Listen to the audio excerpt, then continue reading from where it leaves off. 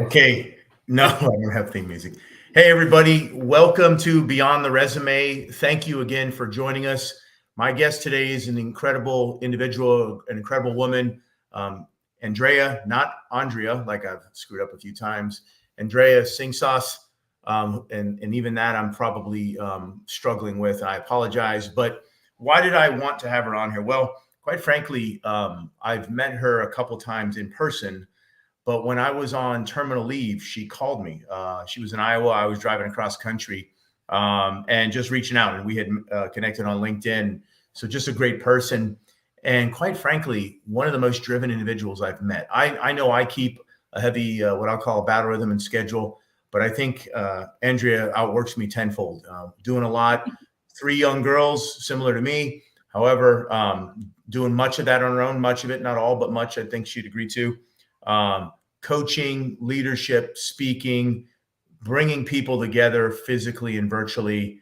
Andrea, thank you for being on the show today. I'm excited to have this conversation to you. Welcome. Absolutely. Thank you so much for having me. This is quite the pleasure. It's always fun catching up and reconnecting and talking about life and leadership and being parents to 3 girls. It's a chaotic title in and of itself. So I'm excited to be here. Yeah, I think the first time I did this, I apologized up front. I said, hey, my kids might rush in or you might hear them upstairs, but this is real. And so I'm not going to apologize for that. And I shouldn't have the first time because we are all real people. We don't have our own studios. Like I talked offline with you, there's no quick, rich scheme here. But you can do it and you can achieve success often with our tribe, with the right family and the right friends. Let me just ask you this right up front. How are you able to do everything you are doing as predominantly a single parent, 3 young girls, and you've got your own business? Every time I turn on, social media, you're speaking somewhere, you're coaching, you're working on leadership. How are you able to do this? And is it true that you don't actually sleep? I don't sleep much. I think I should sleep more. I took some notes from your last conversation with Joanne, and I think sleep needs to be a better priority for me. But I don't think it's a matter of how I do it. It's how much do I want it. And I don't think that's something that many people think of. It's just what I do because I know what I want and I know what it's going to take to get there. And there's going to be seasons to my life. I know there's not balance in my life. That's a complete lie, but there are seasons. And this is the season for growing for me, for a business, so that I have a business that can support my family and that can support my goals professionally. And so, yeah, I'm sacrificing sleep right now so that I can have the life that I want for me and my kiddos next year, 10 years, whenever I play. Well, and I commend you so much because you are going the scary route. You're going the very much not safe route. It's very easy. Well, no, it's not. It's easier to just get a job, right? You could go get a job, but I think that wouldn't allow you to be who you really are and to pursue your passions and goals and desires. So I do commend you for that. You had a quote on Instagram that I saw, and it really pushed me to pause because I believe in this so much, but it was well said. It says, check your mindset. You're likely the only thing standing in your own way. So I don't know if you can hear my kids there. They're going nuts. My wife's handling. Perfect timing. This is real. But can you talk about that for a minute, checking your mindset? And have you found, you wrote that quote. So I wonder if you found yourself standing in your own way. Absolutely. I think we all stand in our own way. And I do believe that you have the opportunity to be your own best advocate, but you're often your own worst adversary. So literally the person that you're staring at every single morning when you're brushing your teeth, that's probably the person that's holding you back the most from whatever it is you want to do. And a lot of people don't necessarily understand that. We like to throw shade and throw blame in other places, but that's probably not where we need to look first. Looking inward and having that greater self-awareness of what's actually holding us back. It's often a self-limiting belief of, well, I could never do this because, or this is part of my life, so I can't do that. Well, yeah, there's a lot of things. I could come up with a lot of reasons not to do what I'm doing. I could come up with so many, but Yeah. I can come up with many, many more for why it's worth it. And I think you just have to flip the coin over and say, this is why it's worth it and this is why it needs to be done. Yeah, and you touched on it a moment ago too. You said, you're willing to make that sacrifice for that future you. And I think it does take that. And those that succeed, I have found, are doing it the way you're doing it, where you have a long-term plan, goals and ambitions, right? It doesn't always have to be 100 miles an hour, redlining the vehicle, but occasionally you got to put in a little bit more so that later you don't have to. And I think it's remarkable what you're doing. I appreciate it. And on this topic of balance, I was thinking, because like you, I probably get asked this often. I do get asked it often, work-life balance. And the only place I've ever seen work-life balance is perfect is on Apple TV. They have this show called Severance, and they literally do a medical procedure. They put something in your brain, and when you're at work, all you can know is the version of you that works. And when you're at home, all you can know is the version of you that's at home. That's Hollywood, though. That's not real. And you touched on it. So have you found any secrets to maybe not perfecting balance, but how do you live in that world? And if you don't deal with work-life balance, how do you communicate it to those that you love so they understand that mommy or just Andrea the friend is going to have to put in a little bit more work? Exactly. Well, there are some things that I don't put things into my life. I'm more in a habit of taking things away. Some things that I take away. I do social media for my work, but I try to avoid a lot of it, like for marketing purposes. But I don't consume a lot of things. Like I'm not scrolling TikTok and things like that. I don't spend a lot of time consuming. Like I don't watch TV. Every once in a while, maybe a movie, maybe. So I've taken away a lot of things. I will add things in that I think are enriching, like audiobooks and things like that I can do and multitask. So I just think of it as, what can I take away? And if I'm taking something away, am I filling it with something that's fulfilling and that's getting me closer to where I want to go? So we're creating that space, but with that space, are we adding back in quality, or are we just filling the space with noise? And how do I communicate that? That's really difficult. And I think our kids are all kind of around. Your kids are a little bit younger, but man, they're like stair steps, all of our girls. Yeah. And so it is hard. It's hard to communicate that when I'm on my phone. A lot of times I'm working, right? I'm responding to a client. I'm, putting up a post for social. I'm taking a selfie for social, whatever it is. They're getting to understand that more, but it's also hard. I really try, but I know I'm not good at it yet. It's a consistent area of improvement for me to be able to put the phone down, shut the laptop, and just be present with them when I have them, after school hours, whatever. It's a continuous improvement project to be able to just carve out that time, because it is important, but I don't do it well yet. Well, and I don't, and it's never going to be perfect. And I think what I hope the audience hears from you is it's possible to do. It's possible to be a parent, a single parent, which is tough. It's probably not the ideal in terms of, hey, let's make it harder on ourselves. But it can be done. And the reason why I know you're going to be successful, like I would bet everything on your success, is because of how hard you work at it, and how everything I see you put out there is really about building that brand and talking about the things that you provide. I don't know what just happened there. Just my camera just went goofy. Sorry about that, everybody. But again, this is real life. Let me see if I can fix this real quick. Okay. Okay, much better. I don't know. Did you see anything weird there? Nope. I still saw you just fine. So okay. Well, let's get into what you do and to explain this, right? Because for the longest time, I didn't understand this, which means probably others don't, unless I was the only person unaware of this. So you're an executive coach. Mm-hmm. What is that? What can people expect if they had you as an executive coach or an executive coach, and what problems, so to speak, would you be solving? So walk us through what executive coaching is and what you do. Well, the first thing that's a little bit difficult for people to wrap their arms around is it's not just for executives, right? You don't have to just have an office in the C-suite to have an executive coach. That's why sometimes I refer to myself as a leadership coach. I think anybody can be a leader. You don't have to be a people leader. You can be you can be a leader of projects. You can be any kind of a leader and still benefit from coaching. And so I say executive coach because a lot of people that I do work with are in, you know, in in executive roles, but not all. And so that's the first thing. The second thing, what do I help with?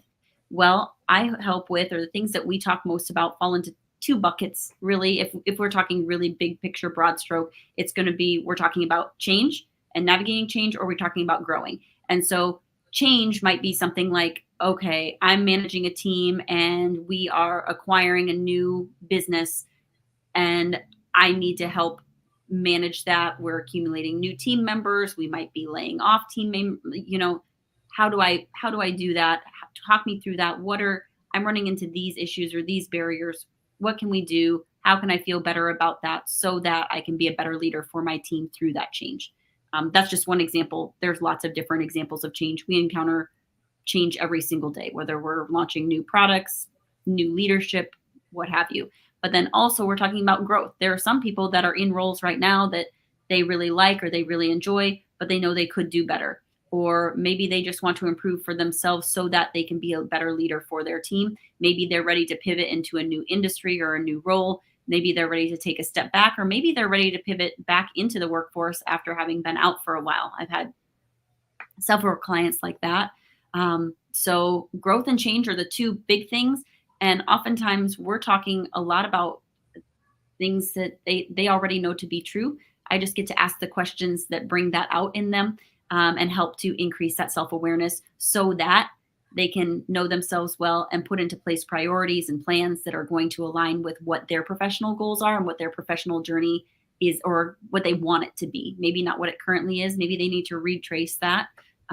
So that's a little bit about executive coaching and what it is.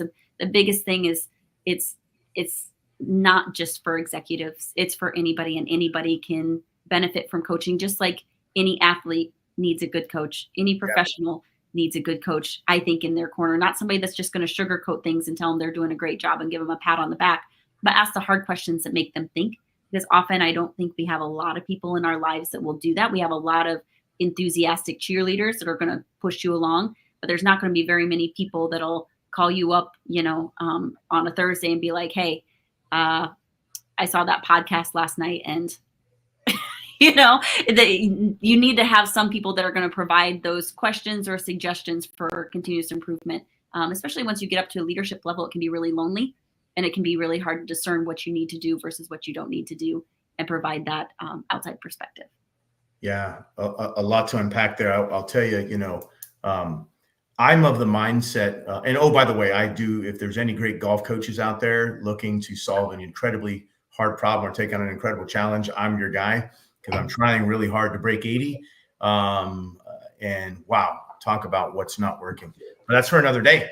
But I'm of the mindset when it comes to business, executive coaching, leadership coaching, that there's great value in bringing someone into to coach you that's different than you are, because you'll have a different perspective, whether that's a different gender, age, minority status, or this type of thing. And I'm not making some woke statement or something. My point is that if your coach has the exact same upbringing and education and experiences that you have, you likely are having a buddy conversation. And what you said a moment ago is exactly right. You need someone to tell you maybe what you don't want to hear, because that's how you fix things, is by seeing your blind spots and saying, wow, I didn't realize that everyone thinks positively about me there. And here are some areas that I'm not doing well. But on that point, have you ever had older folks or men or whatever that just won't bring you on as a coach because of the opposite mentality? And how do you deal with that? Well, here's the scoop. Yes, the answer is yes. I have people say that they aren't going to hire me because I'm female, because I wouldn't understand what it's like. Well, okay, fine, that's great. Or I'm not old enough, or I'm this, that, or I haven't had this industry experience, or I haven't been a CEO before. But here's what is most important to know is by not having that experience, I'm not jaded in any way, shape, or form, right? I have an awareness of the military, but I've coached a lot of people that are transitioning out or are currently active duty.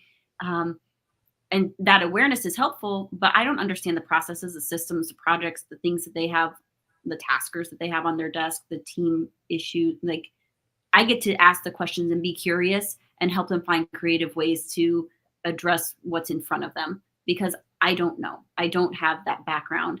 And so with regard to the people that don't want to hire me because I don't look exactly like them, well, first of all, that could probably be a good part of your leadership issue right there, but we won't dive into that. Second of all, they aren't going to be my ideal client, right? Like, they're not going to be my ideal client. If they can't get past the fact that, you know, I look a certain way or I talk a certain way, well, then we're just not going to mesh, and they aren't going to get out of the coaching experience what they need to. And I'm not going to be their best fit. I'm not going to be their person. And that's fine. There is an abundance mentality that everybody needs to embrace when they're out there in an entrepreneurial role. There's somebody out there for everybody. There are plenty of clients out there for me. There are plenty of clients out there for you and every other coach. So find the right one that fits. And I think that might be the advice if you are looking for somebody and you're not sure who to pick, is find somebody who's a good fit for you, who you feel is going to serve you well. And don't just think that they have to look a certain way or have a certain title, because often that's great. But perhaps if you're looking for somebody that was a CEO, they might have a really inflated price tag to match that title that they used to have. And that might not serve you well. It might not be a good fit for you right now in your career. There's a lot of things to consider when picking a coach, but I don't know that there's any one statement that I would tell somebody. And I think there absolutely is goodness in finding someone, you know, there's wisdom in living a certain amount of years, right? And certainly whether you're talking to your grandparents or your parents, you're going to get wisdom from them just as you do history books. Right. I would offer in certain sectors, tech to be one of them, having someone who's younger and that's when could be very beneficial.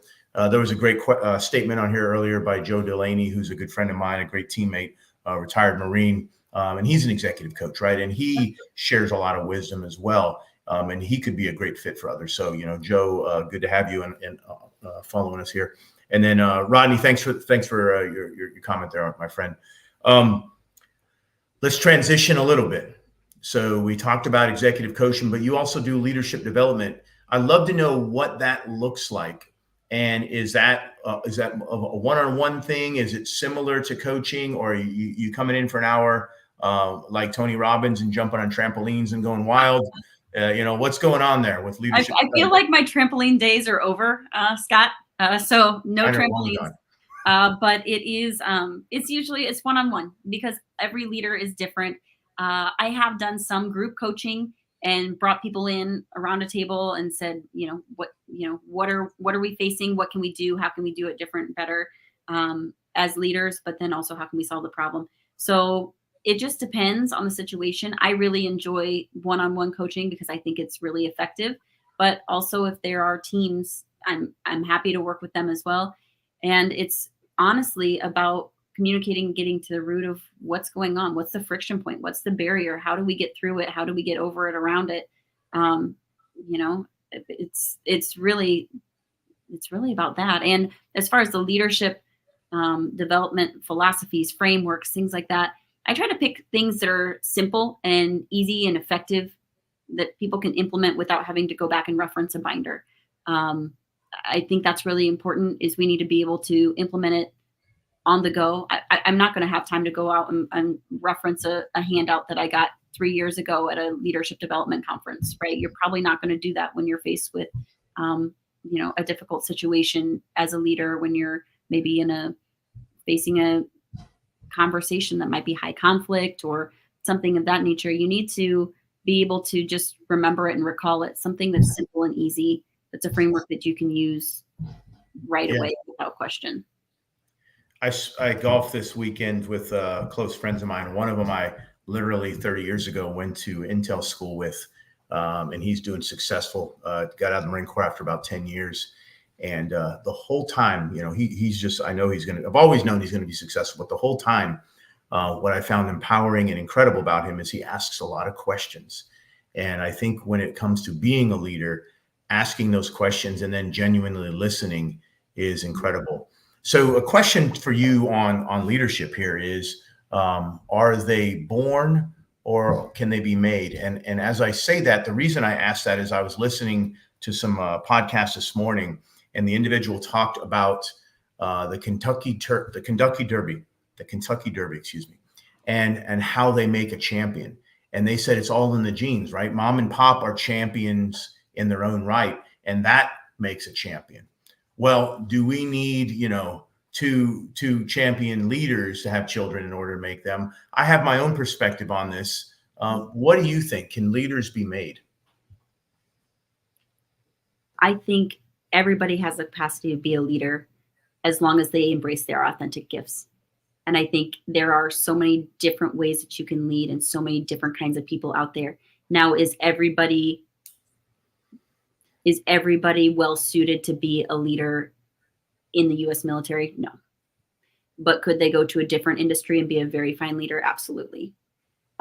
So I think everybody has the capacity to be a leader. Everybody has that somewhere in them. But I think where people get derailed is trying to fit a certain mold or fit a certain shape of leadership that isn't true to their authentic self and who they are. What do you think? Yeah, no, I think you're spot on. Certainly in the military, mainly because we have certain requirements to even get in. Not everyone can be a leader there, but I think if you have a passion and you're open to constructive criticism, constructive feedback, and you're driven to succeed, you can be a leader in the field that you are interested in. Sam, thank you for the comment about not being jaded. I really appreciate that. My good friend Robert Irvine popping in, celebrity chef. I had the opportunity to pop in. Robert called me a few years ago. He was doing a show in Colorado, and I came in to watch him. And this is a guy who's doing everything. He's all over the place. He's got his own, supplements and food, and he's helping out the military with health. And I'm watching him on the set of this television show, and he is down in the weeds, making sure that the forks and spoons are perfectly aligned. And I thought to myself, that is the attention to detail, and that is the level of leadership, which is why he is remarkably successful and quite frankly, a genuinely good guy. So Robert, thank you for making that point about listening and not having your ego get in the way, because certainly he does not allow his ego to get in the way, which is why he is successful. On this area of speaking, I am fascinated about this too. I love speaking. I love getting on the stage. I see you're doing it incredibly. Have you always, the first time you were handed the mic, like many, I remember the first time I gave a presentation, I had to brief the weather in 1993 to a gentleman named Lieutenant General Paul Van Riper, who is a very well-known Marine and an incredible individual in the intelligence community. And all I had to do was read this script, and I almost peed my pants. I was so nervous. I don't know about you, but certainly public speaking wasn't something I was naturally good at, but now I just thrive and get energized by it. Tell us about your keynote speaking, and how did you get good at it, if you consider yourself good at it? Absolutely. I would say that it is, it's something that I've never been too shy about, right? So in kindergarten, I told my mom I wanted to be a paleontologist. By first grade, I had switched to I wanted to be a cheerleader. So I followed that dream. I don't know about the disappointment level on not being a paleontologist, but it served me well. So I did that. I've always been in front of crowds in one way, shape, or form, dance, cheer, whatever, throughout, since I was teeny. So maybe that has something to do with it. Like, I'm not afraid of just getting up there and doing my thing, because that's what I've always done. But then I also started in my first job out of college was working for United Way. And I was asking for money. Like, I was getting in front of affluent people within the community asking asking them to donate, and here's why. And what I learned very quickly was if you are providing value, you're doing a great job. Like, people are going to be receptive to the message that you have to send, or that you're giving. And so I don't often get nervous per se. The more people I know in the audience, the more nervous I get. So give me an audience of like 5,000 people with like 2 people I know, great. If it's an audience of 20 people and there's only 2 I don't know, it's a whole different story. And I'm not quite sure why that is, what the psychology of that is, or if you have the same experience. But getting up in front of a room of people and sharing a story, sharing experience, sharing information that hopefully they'll find valuable and something that they can use, that's energizing to me too. Like I really enjoy that. I think that's impactful. And I also enjoy teaching. So I think I'm actually truly a teacher at heart. Okay. But just not of kids. Just not of kids. And so I think that's part of it. Is I always think of like what message can I share that people will be learning something or leave inspired or impacted. Yeah, for me, the only time I struggle with keynote speaking is when I'm invited and I say, okay, what do you want me to talk about? And they say, whatever you want.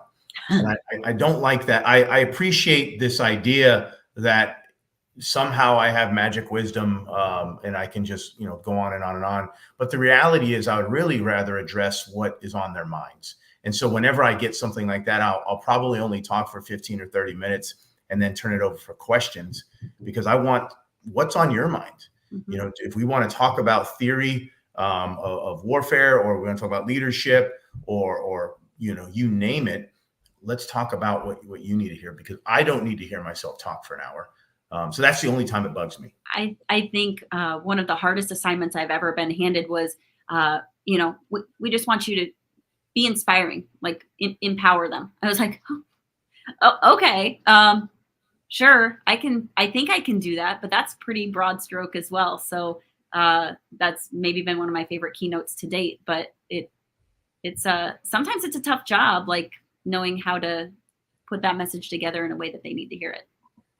Yeah, absolutely. If I need to inspire them, I'll just open up a book and talk about Roy Benavidez, who is one of the most remarkable individuals ever, Medal of Honor recipient. So yeah, that's hard. It's hard, but speaking in general, I evolved, and I think as you take on certain roles, certainly as you become a fairly senior E9, you kind of have to. There's no way not to be because you have to effectively communicate, and that is often it's well beyond just sending an emails. And who said that? Tom Dorrell says we have 2 ears and 1 mouth, thus listen twice as much you talk. Absolutely, and communicating is far more than words. It's body language, right? If for example, if we were having this conversation right now and you were bebopping on your phone, or you had your arms crossed or something, you're communicating that this isn't important to me. Just like if we were doing it in public, right? And so effective communication is huge. Go ahead. It is so important. And that's, I talk about this a lot with clients actually, but then also with people who want to know more about public speaking or my path. And I was a communications major. And so that COM 101 class that nobody paid attention to and kind of slept through in college, Friday mornings after Thursday nights out, I was eating that up. And I think that is maybe one of the most important classes that has impacted me and my professional journey, is being able to communicate effectively and efficiently in all different kinds of situations, being able to read your audience and, all of it. So yeah, absolutely. I think one of the most important arts of, at least I'll say this for senior enlisted leaders, but I would say of most leaders, is being able to read the audience.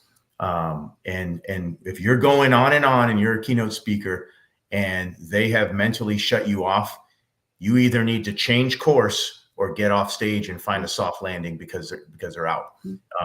And so digging in and understanding what resonates with them, what problem is in the company or something, is so important. And I have found stories are the way to do this, right?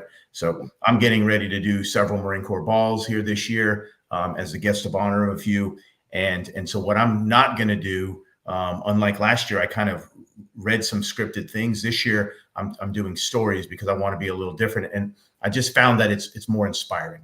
So it's important. So let's talk about this, right? Because I think this was what separates you, at least from me, and this great challenge you have. How do you do all of the things you do? And we haven't even gotten to the time group yet, which I'm very interested in. And you're a single parent. This is not possible, right? I don't know. Like, why don't you just sit and have a room full of excuses? How are you doing all this? Well, I mean, I have 3 really good reasons why, you know, Yeah. period. There's no room for failure, right? I am their person. And so I don't have I can't not. And if I don't show them what success looks like and what confidence looks like and what independence looks like, if not me, then who? Yeah. Who will they look to for that in their lives as their primary female role model? So, I mean, that's what gets me up out of bed every day. I don't have a choice, in that matter. I guess, yeah, there definitely could be excuses. There are a million barriers stacked, like if you really want to start counting, I'm sure we could think of a dozen off the top of our head, but I have 3 really great reasons why. And so I don't really need to look forward, like look around for any other reasons not to. I have every reason to be successful and to give it my best and to say that I tried. Does that mean that this is going to work out long term? Does anybody know? We don't know. But at least I know that I left it all out on the field if I do have to shut it all down and make a switch. Yeah. Hey, I was going to say this, but I'm just going to put what Robert just said. That is an awesome response. That is chilling, inspiring, motivating. It makes me want to work a 25th hour today. I mean, just remarkable. That mindset and mentality. Again, it gets back to why I know you will be successful. You may not know that yet, and that's good because it keeps you hungry. But it's inspiring. So good on you for that one. Okay, so the time group. I am always fascinated by terminology, words, language. I tried my best to figure this one out. I think it's either the tine on a fork or a river in England. But tell me what the time group, like the word is, and then we'll talk about your role there as a founder. Yep. So I was looking back today because I was like, I need to like remember some of this because it all seems like a little bit of a blur with like all the babies and the moves and all the things. So I bought my domain and started my business, like hung out the shingle in 2016, right? I was still in the midst of my MBA program. I don't think I was yet pregnant with baby number 2. Baby number 1 was just over a year old, and her middle name is Tyne, and it is a river in England. So you got that. And so that's why the Time Group is, because I built this knowing that this was what I wanted to do. I wanted to have a business that I owned my own time so that I could be a mom. So I still, going back to your question, how do I do it all? A, I don't do it all. B, I do have a great support network of professional network, a family support network here locally in Iowa. And so all of that helps. But I knew that I wanted to have that opportunity to be there for the girls and to try to, build a business that works around being a mom as best as I could. It doesn't always work that way. No. There's a give and a take, but I try to.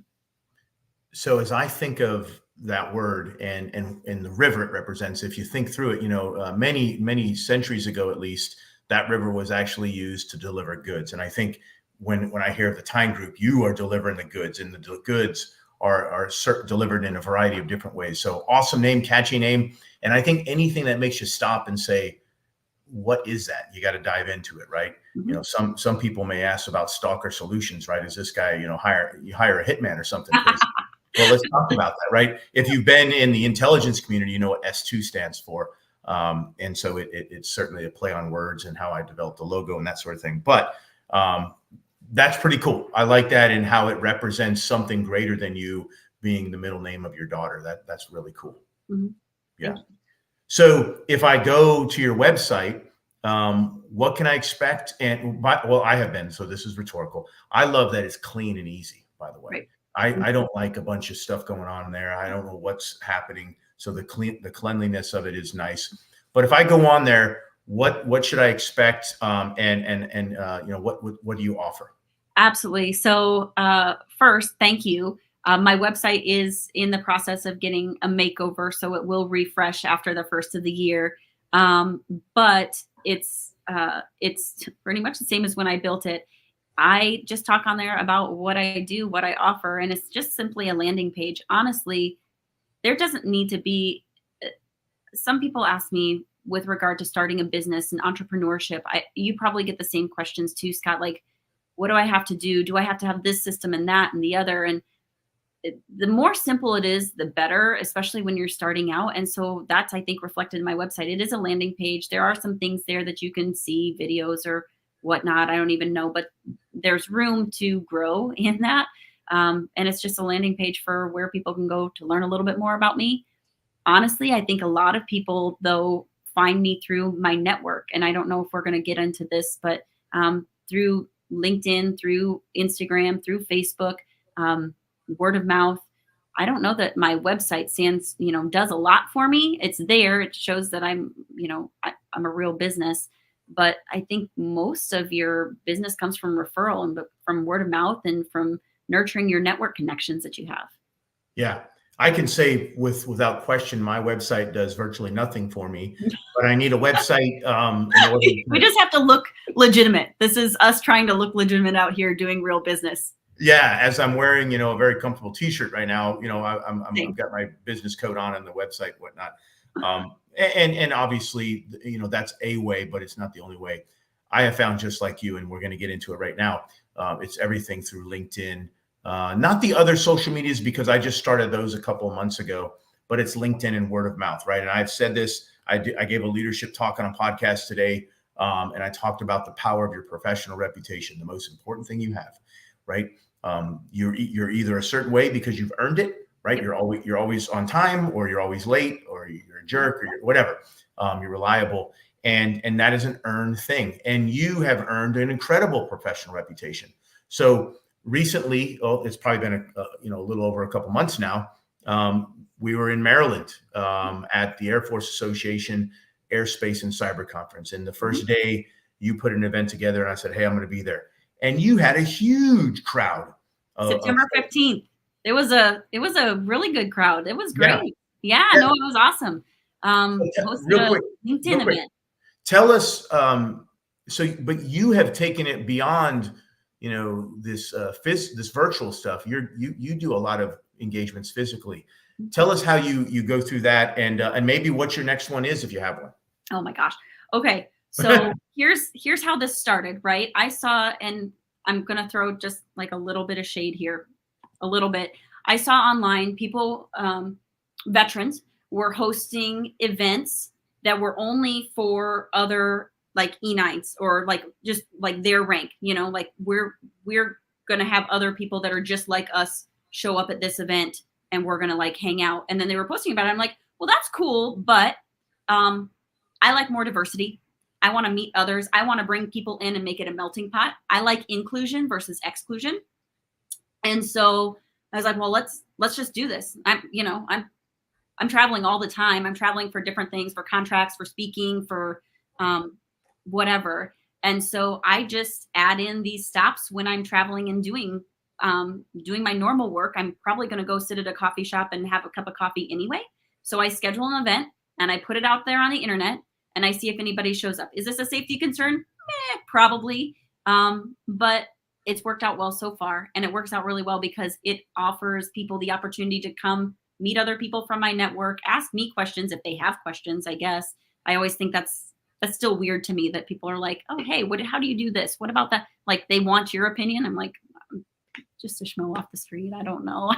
But anyway, it all works out really well. And it's great to see these connections and networks expand in front of my eyes. That's really what it's all about. Is I'm very thankful for my network and the support that they provide to me and the opportunities that come my way because I've nurtured my network. But I need to share that with other people. There's no reason to keep it to myself. Yeah. The opportunities are going to come my way no matter what. Nobody's going to take these opportunities from me if I share more with other people. So why wouldn't I give this away? Why wouldn't I open it up and allow connections to meet and mingle and collaborate and do better things and greater things? That's really fulfilling to me. It's filling my cup. And it's also giving an opportunity for people out there. There are a lot of networking events that have buy-ins or, like an admission. Like if you wanted to go to AFA, if you aren't, it costs money. And there are a lot of people out of work. Things are tough right now, inflation, all of that. And this is, you just show up and you buy a cup of coffee or a snack or whatever, and you just hang out. It's a low barrier to entry, and why not? I will tell you as well, and I enjoyed the one we were at there in September. And while one stalker did show up, there wasn't any crazy people, so it's all good. But in all seriousness, I would say that people should really consider attending those when they can. And I'll talk about the exclusive here in a moment. But the reason I say that is go there with an honest intent to meet people and to offer support and just ask questions. And everyone I've gone to, whether it was that one or others, they lead to something. And I don't go there trying to get a card or asking for an opportunity, but they always lead to something because inevitably they're going to say, hey, tell me about you. What do you do? Just as you do, right? And so people will come to me and say, hey, what do you do? And then I'll ask them, wow, you do that? Well, I know a guy who would love to have your services or whatever. And so you to me are like that hyper connector. You don't just network, you connect others. And it's really powerful. I appreciate that very much. With the exclusive one I would offer, and so I have gone to a few of the E9 breakfasts, especially in DC. Down here where I'm at, they don't have them as much. But I found them that in many ways they were a reaction to veteran suicide. And when you get that tight tribe together, who in many ways have done a lot of the same things, they're more open to sharing. Right. And so I think there's goodness in both and an opportunity to do both. But there is now I'm just Scott. Like I do not rest my head on that Master Gunny thing. I prefer not to be called it at all. And so I have corporals and sergeants and lieutenants and colonels. And hell, I was texting with the 3-star yesterday who recently retired. I have them all. And I will sit down and talk to any of them or all of them at any one time because they're just people looking for advice and opportunity. Yes. Let's talk about that for a second, because I think that's something that holds people up from a lot of things. And that's part of their like self-limiting belief. These different, it's especially true for those that are coming from the military, right? There's a rank and there's a very system that we follow. But people are just people. No matter what, at the end of the day, people are just people. So the reason that I feel like I can sit down and call you, or I can connect with, whoever, a former 3-star or a CEO. We're all just people doing life together. Our lives probably look a lot the same once we get home, once we have kids that we're trying to, feed them, get them to bed, whatever. All of our lives sort of look a little bit the same, and we have a lot of the same struggles. And if you just treat people like people, you're gonna do just fine. I mean, that's, I think, the key is don't let that get in your head too much. I think people get hung up on that. Yeah, they do. And I think, in many ways, for those of us that serve, especially for a long period of time, you kind of get, indoctrinated. And the hardest thing, I think, for many, and including myself, I just spent a day with former Vice Admiral Bob Sharp, the former director of NGA, who is a dear friend of mine, and he's always just been in a class act. And he is adamant, Scott, call me Scott, or excuse me, call me Bob. Okay, but that's not easy because you are breaking something that has been so normal that you no longer know the individual's name. It's just sir or ma'am or colonel or whatever. And so it's very important, especially when you get out, to try to help others and especially to reach out to others, because I know I had a bit of seniority and some may be intimidated to reach out to me, but please do. And I'm not talking about please do so I can make a buck. I'm saying please do if you're a veteran so I can help you, or at least offer some thoughts on who can help you. And so I really appreciate that with you, Andrea. So let's talk about, your own, right? You're doing an incredible lot, but in terms of your own personal development, because the Andrea of 2025 and 2026 and 2027 can't be the current version, right? You're going to continue to improve. What do you do to improve? Do you have a coach? Do you have a mentor? Oh my gosh. Yeah. What's going on? So I feel like I have a whole army that is out there fighting for me often. And I think, and it's a lot of people, right? So first of all, what do I do for me? That's an important question too. Like, what do I do for me personally? We joked about not sleeping. I give it my best, but that's kind of here nor there. I have 3 small kids. Let's be real. That's kind of out the window. But I do try to, eat well. Don't put a bunch of junk in your body that doesn't need to be there. Actually take care of yourself. Get in some time on the PT. Get outside. Like clear your mind. Get on the mat. Do yoga. Whatever it takes to keep yourself mentally, physically in line. But then also, and with that, I also have a therapist or a counselor that I use. And then likewise, when I talk about my network and nurturing my network, I mean that. And I mean it so like deeply. Like I couldn't do what I do without the supportive people in my life that people don't even know about. I have a whole friend network that I think is expansive, and they are amazing. And they are some of the most powerful, intelligent, amazing people I have ever met. And they're in my corner supporting me and cheering me on every day. And most of them are women. That's really empowering. And then also I have great network online. Like, honestly, I feel like I have built some incredible connections with people that I've never even met face to face. So some of that on LinkedIn. And yes, I do have a coach. So I have, that's a nice thing about coaches is we often have a whole network of coaches that we can call on for different things and different purposes. So I have like the coach that's actually going to like make me really fall in line. And then I have the ones that are more supportive. So I do a few different things, but I really think that having a support network, and then if it's of your choosing, having a faith community as well. Those 2 things are really, really important for anybody, not just in a leadership journey or whatnot, but just to feel better in life. I feel like that's been the biggest thing for me. And I keep finding more and more people along my path that are going to keep supporting me into 2025, 2026. I just had a conversation a couple weeks ago in Dallas. Like, they sat across the table from me at one of your past guests, Todd. He's like, what are we going to do? Todd Simmons, you got to be on these stages. Like, we got to get you there. So this is, like I said, part of the army that's just coming out of the woodwork. And it's what you put out into the universe, you get back tenfold. Yeah. And I fully believe that if you give back, you'll get back.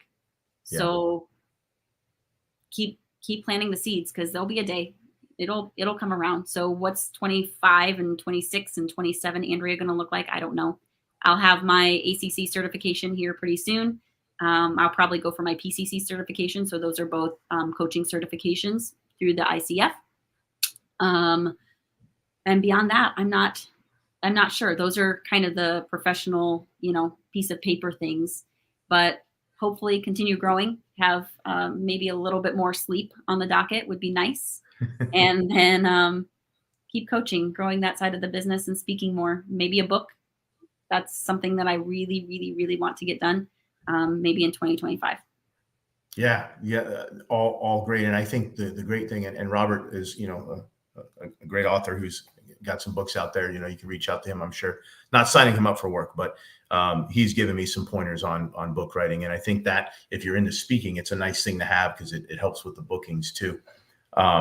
So no, thank you. What I have found for me, and I also have a coach, an incredible individual who has really talked to me about, he doesn't coach the problem, he coaches the person. And so he's working with me to improve, and that tends to improve my ability to solve those problems. And then for me, mentors, I really try to stay away from mentors that tell me how great I'm doing. I really want people that are going to say, well, maybe you did good, but here's how you can improve. And then my closest friends, much of them are Neanderthals. They're just crazy guys. But these are the guys that if I called at 2 a.m. and said, hey, can you show up with a shovel? They're not going to ask questions. They're going to do it. Incredible. And probably like you, when you get to that inner circle, the tribe looks very similar there because we've had the same experiences. I don't have a lot of women in that inner tribe, but I think some of that's natural and normal. But I have many women, you, Joe, and many others who I call on, and I wouldn't have any problem calling you and asking you a difficult question, or hey, can you give me some advice on something? So that's great. Thank you for doing that. I don't know how we're already 50 minutes into this, and so I don't know either, but it's been great. It's been great, but we're not done. Okay. So, ladies and gentlemen, if you do have comments or questions, continue to share those. There's been a couple comments here about books so far. I'm fascinated by books. I've got a few more weeks, and I'm going to be putting out my 2025 reading list, and I'm fine tuning that now. Do you have a book you've read recently, or maybe you're reading now that, and it doesn't have to be just about leadership, because I actually don't always, I've read all the Star Wars books. I don't like just reading about leadership because it can get boring. It's usually the 5-step process to this, the 6 steps process to that. But do you have an incredible book that you'd like to share with us that you'd recommend? An incredible book. And if you don't, that just means you have to write one. Well, I'll work on it. I do think Necessary Endings is a good book. And that's not just like for relationships, that's for anything that can be like with regard to business, clients. It's perfectly okay to fire a client. It can be really anything, but having the wherewithal and the know-how of like when and why that's appropriate. And then also the reassurance that it's okay to end things. And to, don't burn bridges. Like that's not the point, but know that it's okay to end things. And then The Speed of Trust is also another one that's really high up there. That's critical for any leader. If you don't have trust, you don't have it. And that's not, that's a leader at work, and that's a leader for your family. If you don't have trust in either of those capacities, you're doomed to fail. And so that's really a bedrock of anybody. You should have that trust capacity there. So those are the two that come to mind off the top of my head. I haven't read Necessary Endings. My good friend CZ, the former SEAC, when my brother-in-law passed, oddly enough, at his funeral, which was CZ's second day as a SEAC, he attended the funeral, which just speaks to his incredible character. But him and his wife, Janet, gave me a book, and it was I Wasn't Ready to Say Goodbye.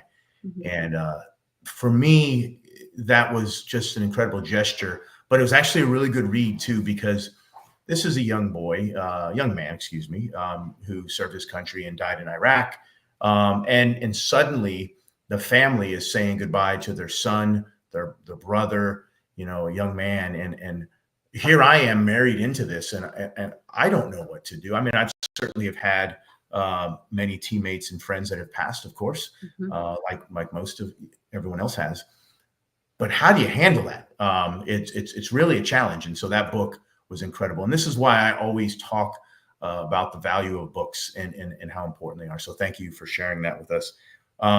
Hey, we have about 7 minutes left here, and I try to respect your time, the audience's time, and whoever's texting you got some text coming in. I'm telling you, I got a whole army. I love it. I have a whole support network over here.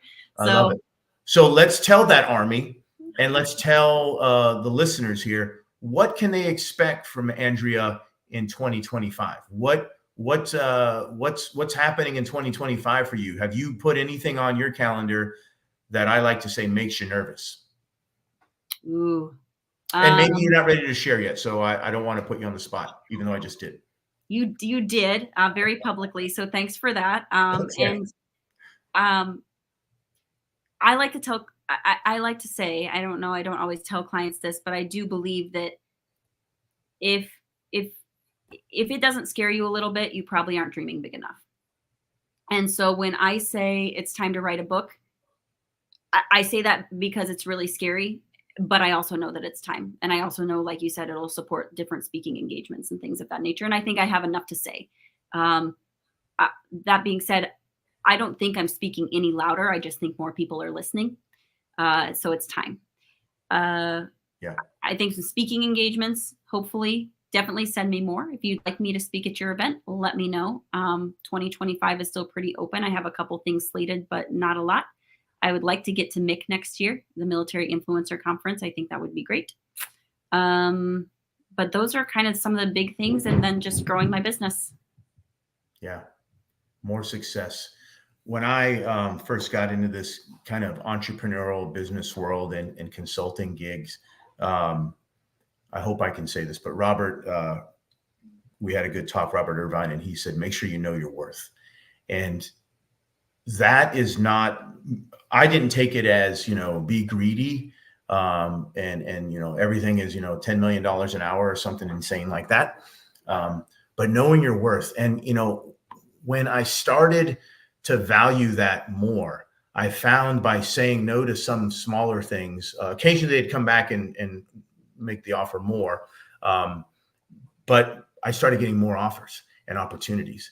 And I did one fairly recently. And I told my wife when I got back, I said, I never again can go travel that far to do a thing, which was really just for about a half hour for that price. Not that it did cover everything, right? And it was good, but it also takes me away from everything else here.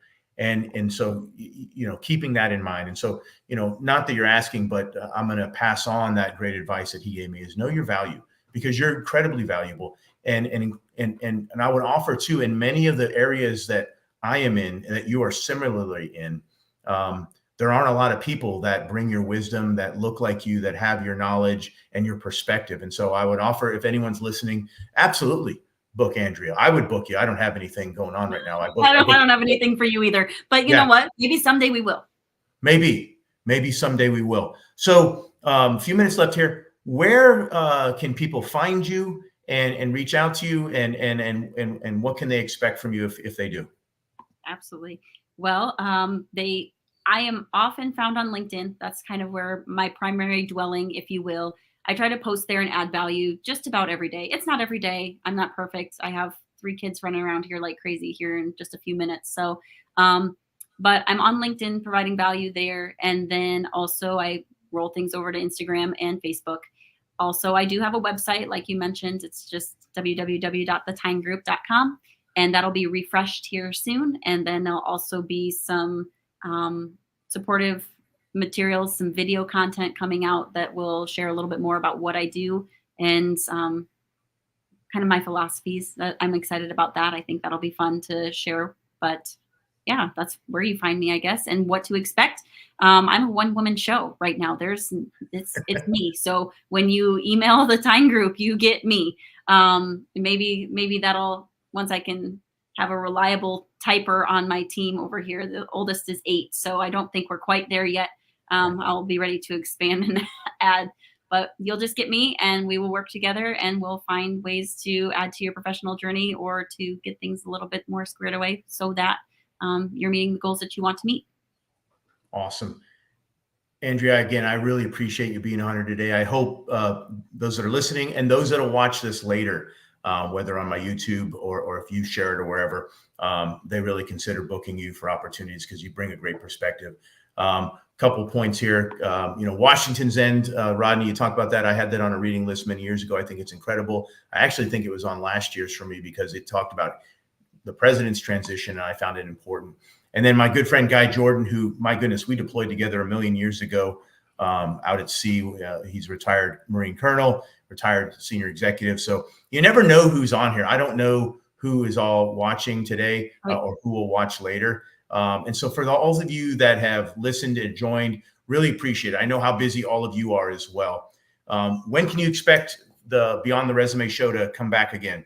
We're looking at the 18th of November. My guest will be retired Chief Master Sergeant Jason France, who just wrote a book, who is just one of the most incredible, humbling, kind individuals. Air Force guy, also went through Ranger School, just another remarkable, great person. So looking at the 18th of November, I'll put that out there. And so for everyone that joined us today, thank you very much as we dive in Beyond the Resume. Andrea, thank you very much. Thank you so much, Scott. Take care.